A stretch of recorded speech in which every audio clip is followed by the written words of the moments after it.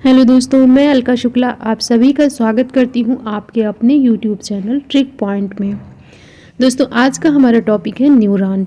पिछली वीडियो में हमने नर्वस सिस्टम के बारे में पढ़ा था और न्यूरॉन भी नर्वस सिस्टम का ही पार्ट है, लेकिन हम न्यूरॉन को अलग से कवर कर रहे हैं। छोटा सा टॉपिक है, एक साथ अगर हम पढ़ते तो कन्फ्यूज़न क्रिएट होता, इसलिए इसे हम अलग से पढ़ रहे हैं और इससे क्वेश्चन भी बहुत बनते हैं, तो इसे ध्यान से समझना है। आपको पूरी थ्योरी ध्यान से समझनी है और लास्ट में प्रीवियस ईयर क्वेश्चन भी लगाना है, जिससे कि आपको पता चले कि आपको कितना समझ में आया है। तो चलिए शुरुआत करते हैं वीडियो की। तो हम पढ़ रहे हैं न्यूरॉन के बारे में। जैसा कि हमने पढ़ा था नर्वस सिस्टम क्या है, तो तंत्रिका तंत्र तंत्रिका कोशिकाओं से निर्मित अंगों का समूह है। तो तंत्रिका कोशिका क्या है? न्यूरॉन है, और न्यूरॉन से निर्मित अंगों का समूह ही तंत्रिका तंत्र यानी नर्वस सिस्टम कहलाता है। हमने कोशिका चैप्टर में भी पढ़ा था कि शरीर की सबसे छोटी इकाई कोशिका है, अर्थात सेल है, और बहुत सारी कोशिका से यानी ग्रुप ऑफ सेल से निर्माण होता है टिश्यू का, और बहुत सारे टिश्यू से यानी ऊतक से निर्माण होता है अंग का, और अंग से निर्माण होता है अंग तंत्र का, और अंग तंत्र से बनता है जीव, यानी अंग तंत्र से निर्माण होता है जीव का। जैसा कि हम पढ़ रहे हैं न्यूरॉन के बारे में। न्यूरॉन क्या है? तो कोशिका है, और कोशिका या न्यूरॉन से मिलकर के बनेगा टिश्यू यानी ऊतक, और ऊतक से अंग बनेगा। तो न्यूरॉन से कौन कौन से अंग बनेंगे? तो जैसे कि हमारा ब्रेन है, और फिर अंगों के समूह से अंग तंत्र बनता है, अंग तंत्र कहते हैं। जैसे कि तंत्रिका तंत्र है, तंत्रिका तंत्र के अंतर्गत ब्रेन भी आता है, स्पाइनल कॉर्ड भी आती है, और नर्व्स भी आती हैं, और अंग तंत्रों से मिलकर ही बनता है जीव, यानी जीव का निर्माण होता है अंग तंत्र से। तो तंत्रिका कोशिका यानी न्यूरॉन से निर्मित अंगों का समूह है जो शरीर में कंट्रोल, संचालन और समन्वय का कार्य करता है। तो तंत्रिका तंत्र क्या करेगा? हमारे शरीर में कंट्रोल करेगा, संचालन करेगा, यानी शरीर को चलाना और समन्वय बना के रखने का कार्य करेगा तंत्रिका तंत्र। और मनुष्य शरीर में तंत्रिकाएं शरीर के लगभग हर भाग को मस्तिष्क यानी ब्रेन व मेरुरज्जु स्पाइनल कॉर्ड से जोड़कर उनमें आपसी समन्वय बनाकर रखती हैं, आपसी संपर्क बनाकर रखती हैं। तो तंत्रिका तंत्र में क्या क्या शामिल है? ब्रेन शामिल है, स्पाइनल कॉर्ड शामिल है, और नर्व्स शामिल हैं। इनके बारे में हम पढ़ चुके हैं। अब हम न्यूरॉन के बारे में देखते हैं। न्यूरॉन जिसे तंत्रिका कोशिका यानी नर्व सेल के रूप में भी जाना जाता है, तंत्रिका तंत्र की मूलभूत इकाई है। तंत्रिका तंत्र पूरे शरीर में सूचना प्रसारित करने में महत्वपूर्ण भूमिका निभाती है। तो जो न्यूरॉन है ये पूरे शरीर में फैला हुआ है। जैसे हमारे कोई कांटा चुभ गया तो ये संदेश ब्रेन तक जाएगा, लेकिन ब्रेन तक ले जाने का कार्य कौन करेगा? तो न्यूरॉन करेंगी। न्यूरॉन ब्रेन तक ले जाएंगी और ब्रेन हमारे पैर को संदेश देगा कि वहाँ से पैर हटाना है, जहाँ पर कांटा है वहाँ से पैर हटाना है। तो ये हमें संदेश कौन देता है? ये ब्रेन देता है। और ब्रेन तक पहुँचाने का कार्य कौन कर रहा है? तो तंत्रिका कोशिकाएं कर रही हैं, यानी न्यूरॉन कर रही हैं। यानी हमारे बॉडी में कुछ भी हो तो पहले ब्रेन तक मैसेज पहुंचाने का कार्य ये न्यूरॉन करती हैं, और इसके बाद ब्रेन जो हमें मैसेज देगा कि हमें क्या करना है, तो वो भी ये न्यूरॉन के माध्यम से ही देगा। और ये सारा प्रोसेस नैनो सेकेंड में हो जाता है, अर्थात बहुत ही जल्द हो जाता है।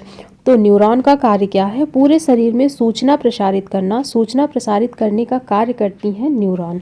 और तंत्रिका तंत्र की कार्यात्मक एवं संरचनात्मक इकाई न्यूरॉन होती है। हमारे शरीर में लगभग 100 अरब से ज़्यादा न्यूरॉन होते हैं, और न्यूरॉन शरीर में पाए जाने वाली सबसे लंबी कोशिका होती है। जैसा कि हमने पढ़ रखा है, हमारा शरीर कोशिकाओं से निर्मित है, और शरीर के जो बाकी हिस्से की कोशिका हैं उनका आकार यानी संरचना अलग होती है, और न्यूरॉन की कोशिका संरचना अलग होती है। हमारे शरीर में सबसे लंबी कोशिका की बात करें कौन सी है, तो वो है न्यूरॉन, और इनमें सबसे कम पुनः निर्माण की क्षमता पाई जाती है, अर्थात इनमें कोशिका विभाजन सेल डिवीज़न नहीं होता है। तो इसमें कोशिका विभाजन नहीं होता है, इसीलिए हमारे ब्रेन में कोई चोट लगे तो जल्दी सही नहीं होती है, क्योंकि इसमें कोशिका विभाजन नहीं होता है। मस्तिष्क बना किससे है? तो न्यूरॉन से, और न्यूरॉन में सेल डिवीज़न नहीं होता है। एग्जाम्पल से समझें आप इस चीज़ को न्यूरॉन के बारे में, कि ये बच्चा गार्डन में खेल रहा है और इसके पैर में कुछ चुभ गया है। जब चुभा तो मैसेज ब्रेन तक गया। अब ब्रेन एनालाइज कर रहा है, लगता है बिच्छू ने काट लिया। अब इसकी दिल की धड़कन बढ़ने लगती है, हार्ट बीट बढ़ने लगती है। फिर दिमाग संदेश देगा आँखों को कि पहले देखो तो क्या है। तो संदेश आंखों तक ब्रेन के माध्यम से पहुंचा। फिर आंखों ने देखा कि ये तो कांटा है। अब ये मैसेज आंखें न्यूरॉन के माध्यम से ब्रेन तक फिर भेजेंगी कि परेशान मत हो, बिच्छू ने नहीं काटा है, कांटा चुभ गया है। तो अब ये बच्चा हैप्पी हो जाएगा, बच्चा हैप्पी हो जाएगा कि हम बच गए, बिच्छू ने नहीं काटा है। तो इससे क्या पता चलता है कि जब कोई चोट लगी तो दिमाग तक संदेश पहुंचा कि लग गई, और दिमाग तक जो ये संदेश जाएगा कि लग गई, ये किसके माध्यम से जाएगा? न्यूरॉन के माध्यम से जाएगा। इसके बाद फिर ब्रेन जो है बाकी अंगों तक भेजेगा, तो वो भी न्यूरॉन के माध्यम से ही भेजेगा। तो हमारी बॉडी में मैसेज पहुंचाने का कार्य न्यूरॉन के माध्यम से होता है। अब हम न्यूरॉन की संरचना के बारे में पढ़ते हैं। देखिए, ये है न्यूरॉन की संरचना।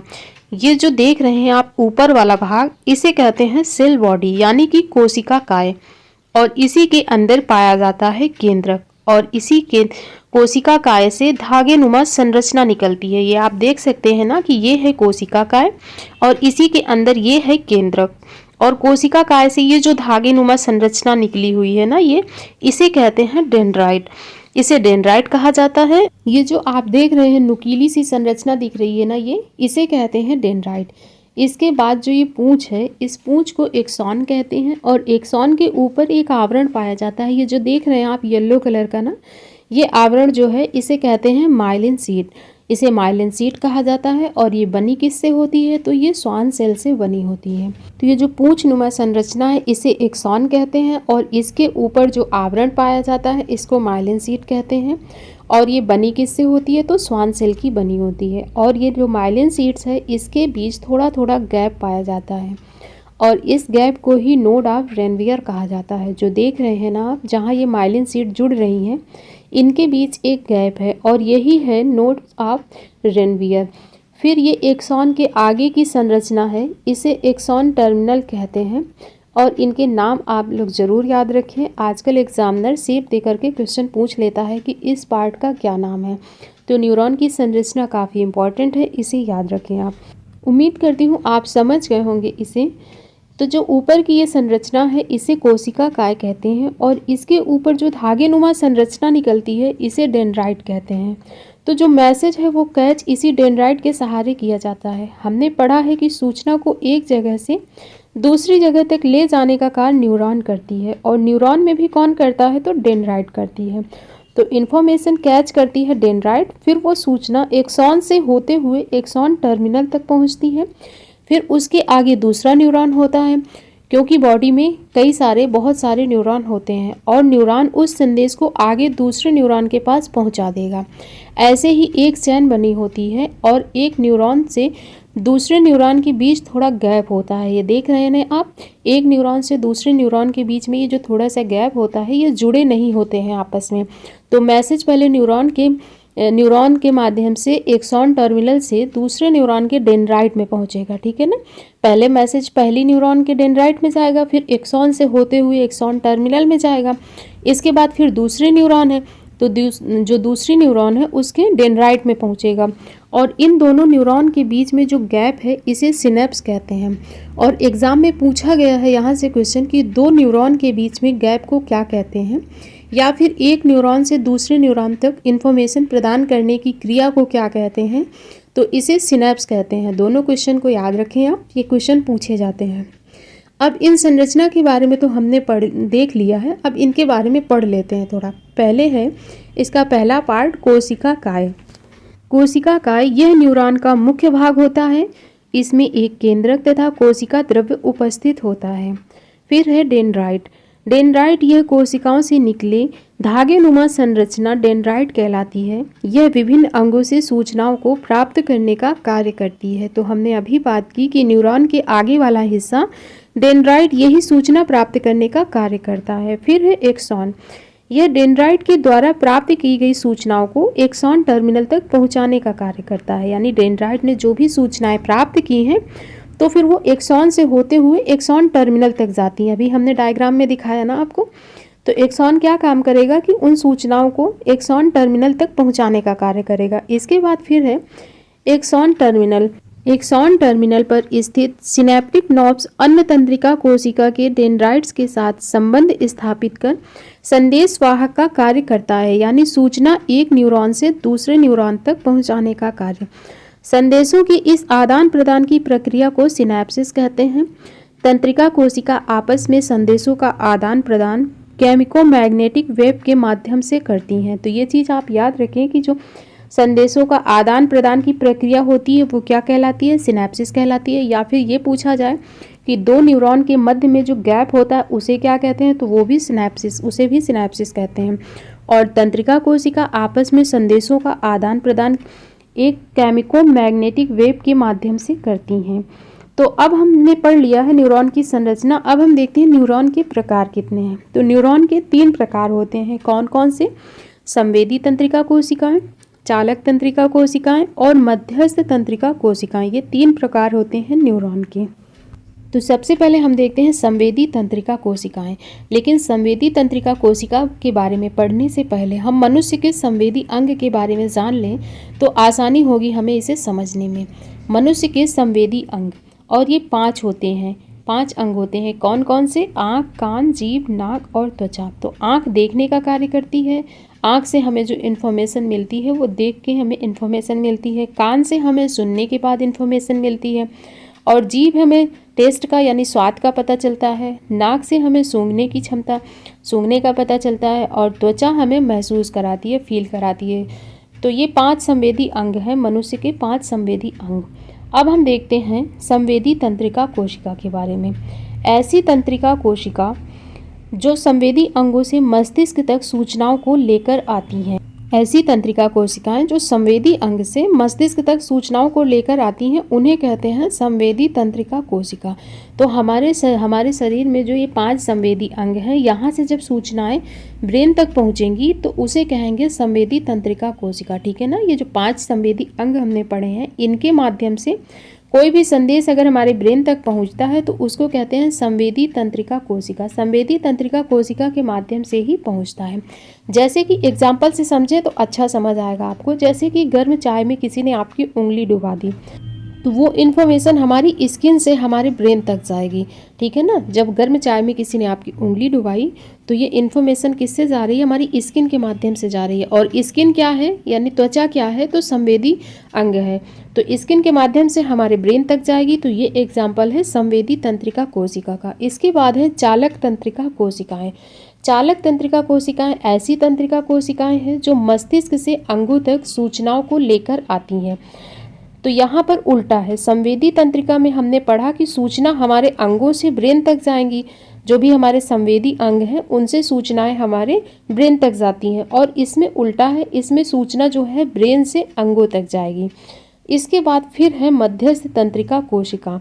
मध्यस्थ तंत्रिका कोशिका ऐसी कोशिकाएं हैं जो चालक तथा संवेदी तंत्रिका कोशिकाओं के मध्य संकेत का आदान प्रदान करती हैं। उन्हें मध्यस्थ तंत्रिका कोशिका कहते हैं। और इन्हें मिश्रित कोशिका भी कहते हैं क्योंकि यह संवेदी तथा चालक दोनों प्रकार की तंत्रिकाओं का कार्य करती हैं, इसलिए इन्हें मिश्रित कोशिका भी कहा जाता है। तो हमने देख लिया न्यूरॉन के प्रकार। अब जो संवेदी तंत्रिका और चालक तंत्रिका कोशिका है इससे क्वेश्चन बहुत पूछे जाते हैं। तो इसे मैं एग्जाम्पल के माध्यम से आपको क्लियर कर रही हूँ। इसको ध्यान से समझें और सुने। ठीक है। जैसे कि आप मार्केट जा रहे हैं, पैदल चलते हुए चले जा रहे हैं, टहलते हुए, और सामने से कोई आया और अचानक आपको आकर के एक थप्पड़ मार दिया। तो अब क्या होगा? अब आपकी त्वचा यानी स्किन से, स्किन संवेदी अंग है ना, हमने 5 संवेदी अंग पढ़े हैं ना, याद है ना आपको? आँख, कान, जीभ, नाक और त्वचा। तो त्वचा यानी स्किन संवेदी अंग है। और स्किन से अब मैसेज जाएगा ब्रेन तक कि आपको थप्पड़ पड़ा है। मैसेज जैसे ही ब्रेन तक गया तो आपको फिर दर्द फील होगा। जब आपको दर्द फील होगा तो ब्रेन वापस मैसेज देगा कि अब इसे भी थप्पड़ मारो या गुस्सा करो, जो भी है, ब्रेन से वापस मैसेज आएगा। तो जब आपको थप्पड़ पड़ा तो आपके स्किन यानी संवेदी अंग के माध्यम से जो ब्रेन तक मैसेज गया, संवेदी अंग के माध्यम से ब्रेन तक मैसेज का जाना, ये है संवेदी तंत्रिका कोशिका का उदाहरण। इसके बाद फिर आपकी ब्रेन ने जो भी मैसेज दिया अंग को, तो जो ब्रेन ने मैसेज दिया अंग को, ये उदाहरण है चालक तंत्रिका कोशिका का। जो ब्रेन ने आपको मैसेज दिया, फिर आपने रिएक्ट किया, गुस्सा किया या जो भी किया, ब्रेन ने आपके अंगों तक जो मैसेज पहुंचाया, ये उदाहरण है चालक तंत्रिका कोशिका का। तो दोनों एग्जाम्पल क्लियर रखें और अच्छे से समझ के रखें कि संवेदी अंग के माध्यम से जो ब्रेन तक मैसेज जाता है उसे कहते हैं संवेदी तंत्रिका कोशिका, और जो फिर वापस ब्रेन से हमारे अंगों तक मैसेज आएगा तो उसे कहते हैं चालक तंत्रिका कोशिका का उदाहरण है। उम्मीद है दोनों एग्जाम्पल आपको समझ आ चुके होंगे अच्छे से। और इसी के साथ हमारा थ्योरी सेक्शन कंप्लीट होता है। छोटा सा टॉपिक था हमारा कंप्लीट हो गया। अब हम देखते हैं प्रीवियस ईयर क्वेश्चन कि यहाँ से कैसे क्वेश्चन पूछे जाते हैं और कौन कौन से क्वेश्चन पूछे गए हैं, जिससे कि आपको ये पढ़ने और समझने में आसानी हो। तो पहला क्वेश्चन है हमारा, फर्स्ट क्वेश्चन है, माइलिन आवरण किसे प्राप्त होता है? तो माइलिन आवरण किससे प्राप्त होता है, किससे बना होता है? तो श्वान कोशिकाओं से बना होता है। हमने पढ़ा था ना कि श्वान कोशिकाओं से निर्मित होता है माइलिन आवरण। तो इसका राइट आंसर हो जाएगा ऑप्शन नंबर डी। इसके बाद नेक्स्ट क्वेश्चन है, निम्नलिखित में से कौन तंत्रिका तंत्र की बुनियादी संरचनात्मक एवं कार्यात्मक इकाई है? तो वो हो जाएगा न्यूरॉन। तंत्रिका तंत्र की बुनियादी संरचनात्मक एवं कार्यात्मक इकाई न्यूरॉन होती है। तो इसका राइट आंसर हो जाएगा ऑप्शन नंबर बी, न्यूरॉन। अगला क्वेश्चन है, इनमें से कौन सी संरचना न्यूरॉन का हिस्सा नहीं है? तो सेल बॉडी है, एक्सॉन भी है, हमने पढ़ा है। सेल बॉडी यानी कोशिका का है, ठीक है, और एक्सॉन भी हमने पढ़ा है, और हमने डेंड्राइट भी पढ़ा है। लेकिन ग्लोमेरुलस हमने नहीं पढ़ा है। ये जो ग्लोमेरुलस होता है ये किडनी का पार्ट है, ठीक है, इसे हम किडनी वाले वीडियो में पढ़ेंगे। तो ये न्यूरॉन का हिस्सा नहीं है। बाकी के ये तीनों ही न्यूरॉन के हिस्से हैं, सेल बॉडी, एक्सॉन और डेंड्राइट। अगला क्वेश्चन है, नोड्स ऑफ रेनवियर पाए जाते हैं। नोड्स ऑफ रेनवियर किस में पाए जाते हैं? आँख में, एक्सॉन में, दिमाग में या फिर दिल में? इसका राइट आंसर हो जाएगा option number B, axon. Nodes of Ranvier पाए जाते हैं एक्सॉन में। अगला क्वेश्चन है, दो न्यूरॉन्स के बीच के अंतराल को क्या कहते हैं? तो इसका करेक्ट आंसर क्या हो जाएगा? हमने पढ़ा था दो जो न्यूरॉन होते हैं उनके बीच में जो थोड़ा सा अंतराल पाया जाता है, यानी वो आपस में जुड़े नहीं होते हैं, उन्हें क्या कहते हैं? तो उन्हें कहते हैं सिनैप्स। करेक्ट आंसर इसका क्या हो जाएगा? ऑप्शन नंबर सी, सिनैप्स हो जाएगा। फिर अगला क्वेश्चन है, न्यूरॉन मानव शरीर की किस प्रणाली का हिस्सा है? उत्सर्जन प्रणाली, संचार प्रणाली, प्रजनन प्रणाली या फिर तंत्रिका तंत्र का? तो ये तो सबसे इजी क्वेश्चन हो गया आज का कि न्यूरॉन मानव शरीर की किस प्रणाली का हिस्सा है? तो तंत्रिका तंत्र यानी नर्वस सिस्टम का पार्ट है न्यूरॉन।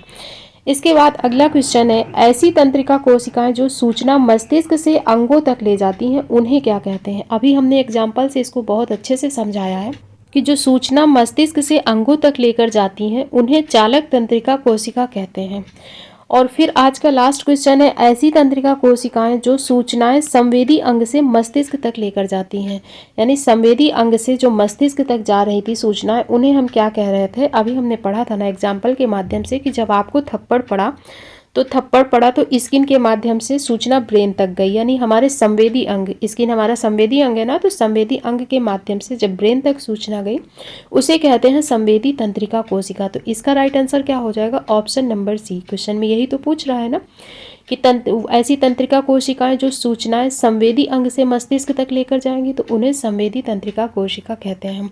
और इसी के साथ आज का वीडियो हमारा कंप्लीट होता है। वीडियो आपको कैसा लगा कमेंट करके ज़रूर बताएं। अगर पसंद आया तो वीडियो को लाइक करें और चैनल को सब्सक्राइब कर लें। मिलते हैं नेक्स्ट वीडियो में। Thank you.